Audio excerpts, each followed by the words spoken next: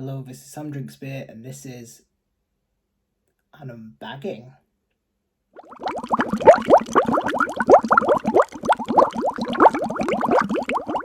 So, I've just been to Tesco's and I've picked up, I think, pretty much all of the latest craft beer releases. So I thought I'd just sort of do a video, just sort of going through them and sort of maybe a bit of like maybe an opinion piece on supermarket beers and stuff.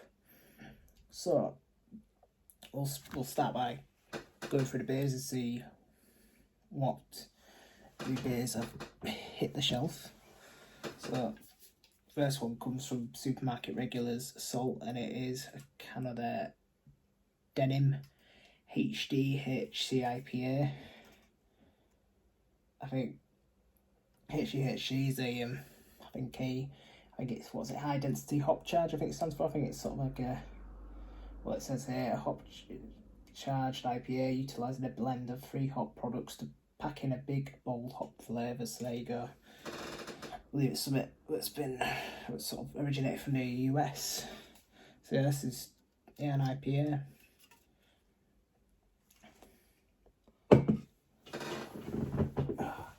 Another sort of fairly supermarket regular brewery, Buxton. Another Canada there from their Lupulus X series. This time it's Mosaic. They've previously had the Citra one in the supermarkets, of course.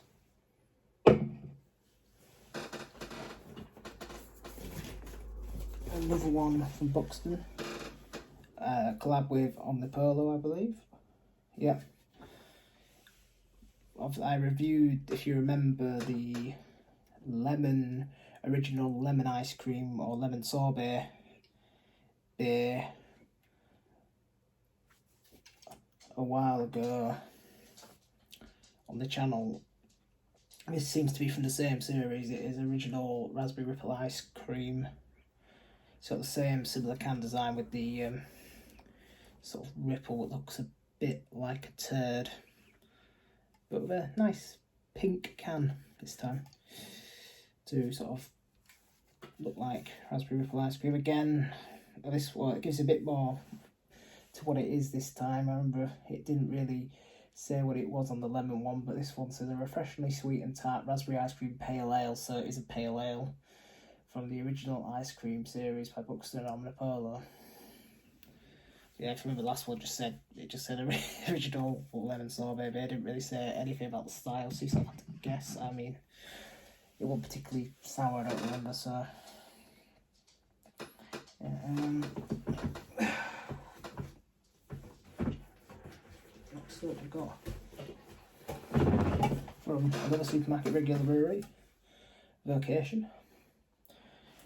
They probably argue they're a brewery who probably made their name a bit in supermarkets. This is a can of their Roll With It double dry hop pale ale, weighing at 5.2%. Nice little can design with a sort of like a Super Mario sort of style character on the front. Yeah, not sure what hops. Oh, Amarillo and Citra. Yeah, sounds alright. There's another 2 from the location, but I'll save them to the end because they're arguably 2 of the more exciting ones. Another one from Buxton. It's a can of modern British hop IPA. It's called Bricktop. Great name. 6.8%. It's quite strong for a sort of supermarket IPA, really. No, they've got double IPAs and, as you'll later find out, triple IPAs now. But for a standard IPA, they're usually sort of around the sort of late 5s. I say that. What? Oh, I say that, Denim's 7.2%, so yeah, I'm contradicting myself already. But yeah, an all British growing IPA showcasing some of the most exciting and aromatic new hops to be developed by British hop growers. I don't actually know what these hops are.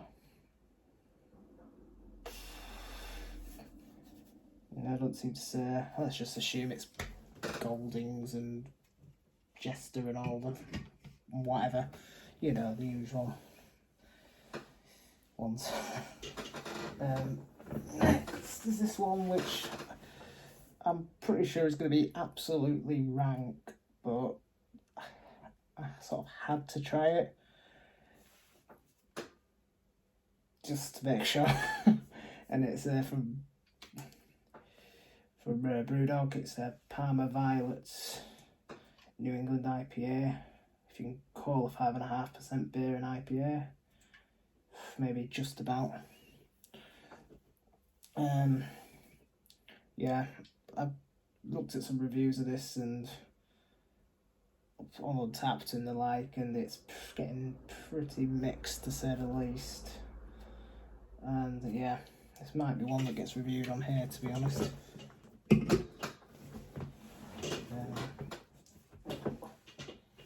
So this is actually one I've heard a lot of good things about. This next one, it's from North Brewing and Alpha Delta.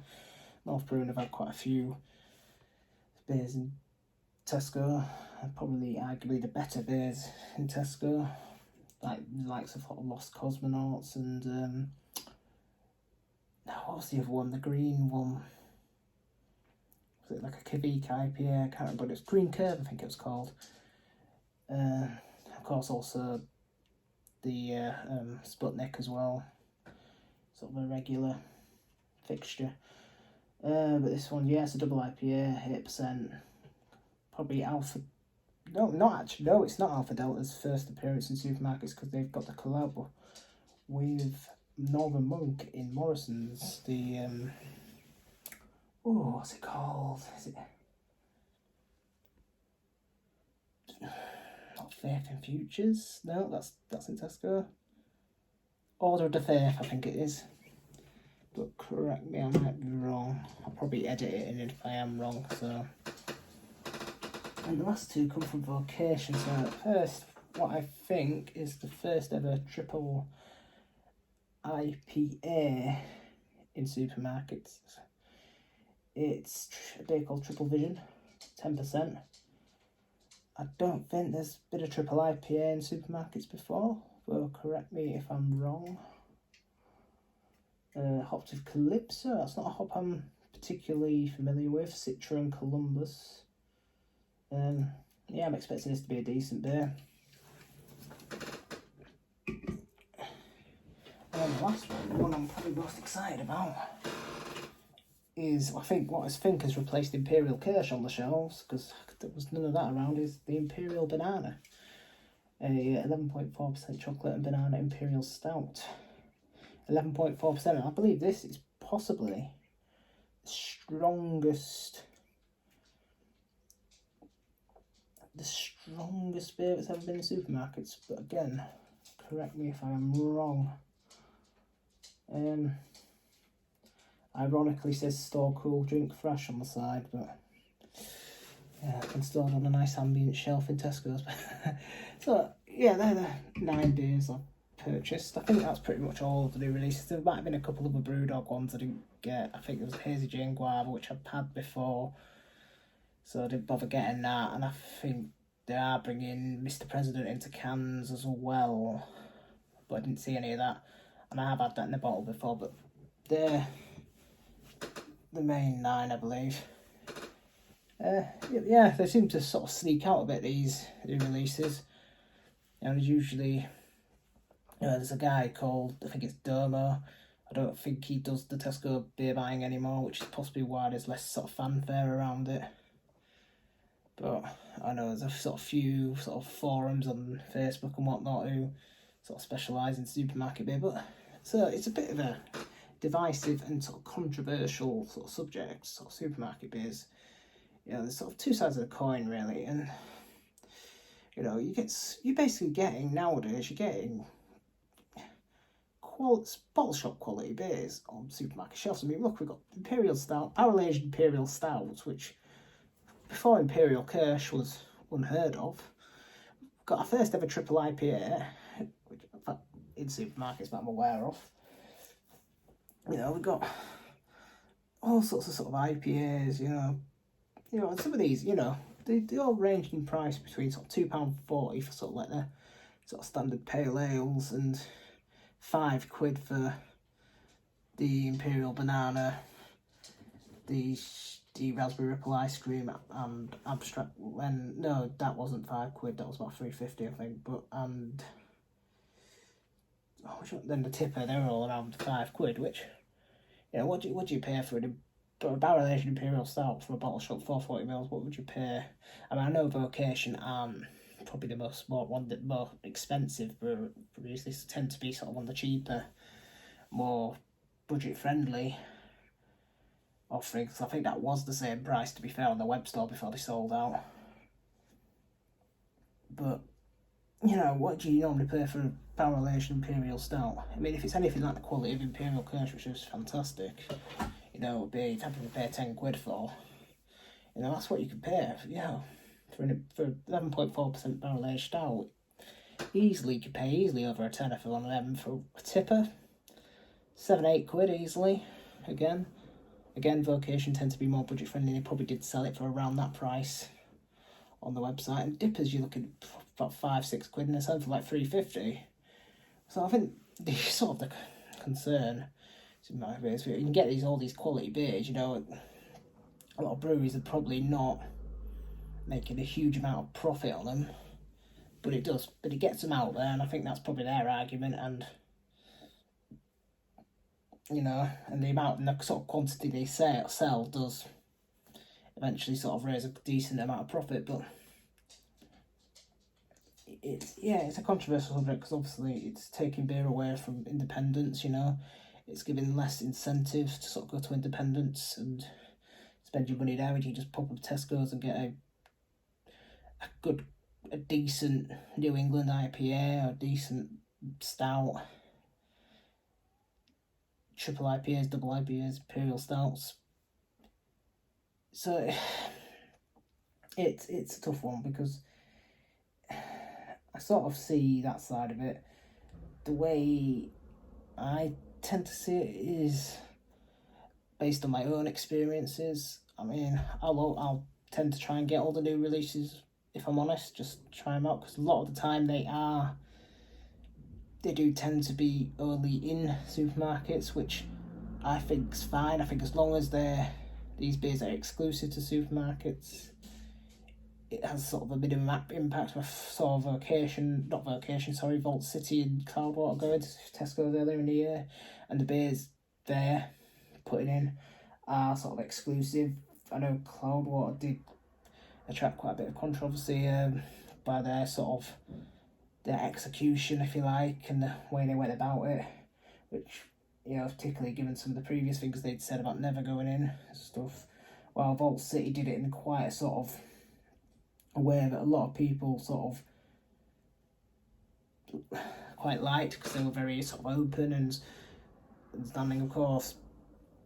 Then they got Polly's as well, who've put one exclusive beer into Marks and Spencer's. So I guess their argument, I heard it on a podcast, was during the tough times of the pandemic, it was to sort of help keep the lights on, and it was sort of a one-off, and it was just it was the right deal, and it's sort of understandable from that point of view.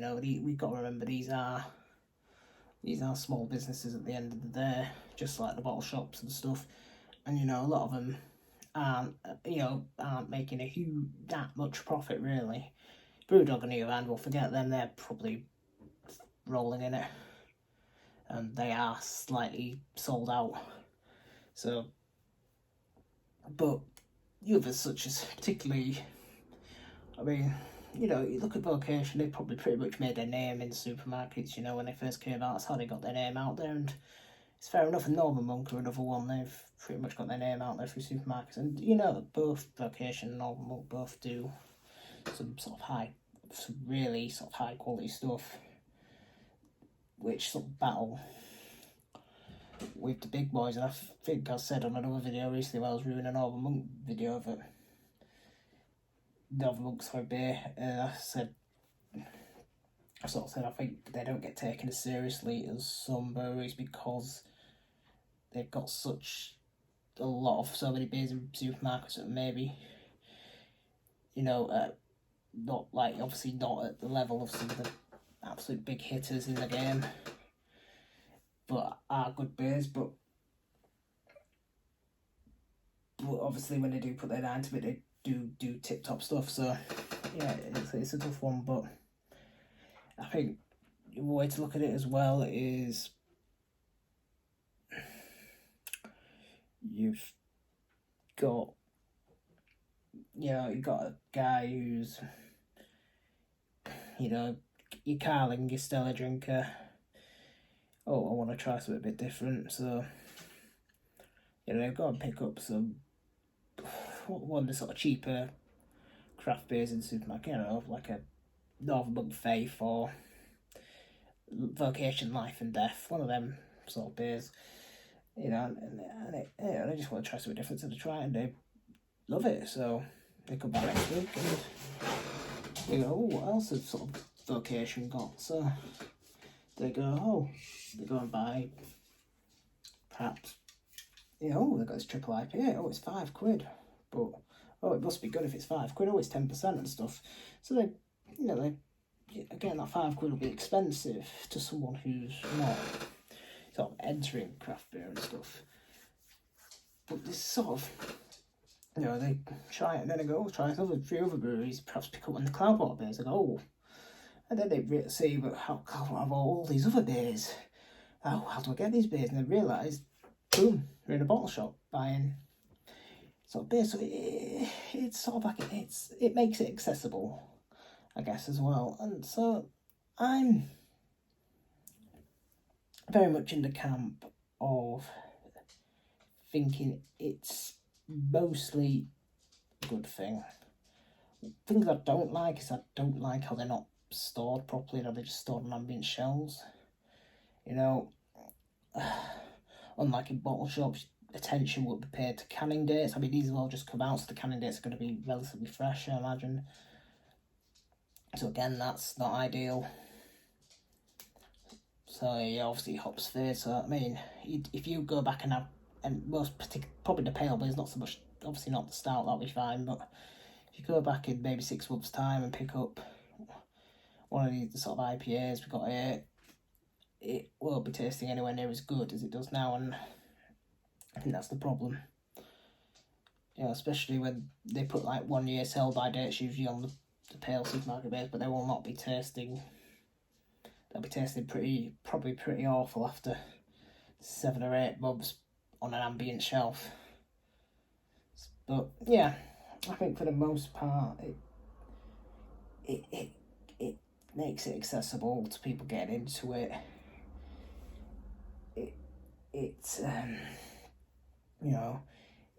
It means you can you're in a rush and you're getting some shopping and you want some beers, but you haven't got time to go into town or put an order, or you need them now so you can't put an order in. You can just pick up some decent beers with that, and it gets the breweries named out there. So that's the way I see it. I think you just got to go about it the right way. There's a right way and the wrong way of doing it. And obviously always you've got to sort of support the independents where you can. But it's a tough one. It's always going to be a sort of controversial subject. But yeah, I've rambled on now for nearly 20 minutes, so probably time to sort of shut up. I've probably contradicted myself about 10 times, but anyway, yeah, I just thought I'd do haven't really done anything like this before. I've done sort of unboxings, which I guess this was kind of, but I thought I'd test the water of an opinion piece type rant, not rant, it wasn't, it was ramble. If you want to see more of these sort of videos, obviously let me know. But if you don't want to see any more of these videos, then obviously I won't do any more in future. But yeah, that's it. Please, obviously, like and subscribe, leave your thoughts in the comments, and hopefully catch you on the next one. Cheers.